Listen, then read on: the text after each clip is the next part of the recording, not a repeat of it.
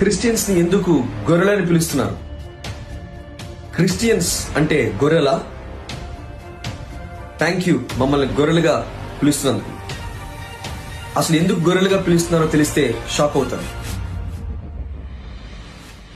బైబిల్లో గొర్రెలను పరిశుద్ధులుగా పోల్చాడు, మేకలను దుష్టులుగా పోల్చాడు. మాథ్యూ చాప్టర్ 25:31 నుంచి మీరు చదివినట్లయితే, గొర్రెలు దైవత్వానికి సమానం, మేకలు సాతానికి సాదృశ్యం. గొర్రెలకున్న కొన్ని మంచి క్వాలిటీస్ ఏంటో చూద్దాం. గొర్రెల గురించి బైబిల్లో దగ్గర 400 నుంచి 500 సార్లు వ్రాయబడింది. గొర్రెలు చాలా ఇన్నోసెంట్, హంబుల్ అండ్ ఒబీడియంట్ గా ఉంటాయి. మేకలు అలా ఉండవు. గొర్రెలు తన షెపర్డ్ చెప్పే మాటలు వింటాయి, షెపర్డ్ తీసుకెళ్లిన దారికే వెళ్తాయి. మేకలు ఇష్టం వచ్చినట్టుగా వెళ్ళిపోతాయి. గొర్రెలు కేవలం గడ్డి మాత్రమే తింటాయి, మేకలు గడ్డితో పాటు అన్ని తింటాయి. విషపూరితమైనవి కూడా మేకలు తింటాయి. దైవ గుణాలు కలిగినటువంటిది గొర్రె, సాతాను యొక్క లక్షణాలు కలిగి ఉన్నటువంటిది మేక.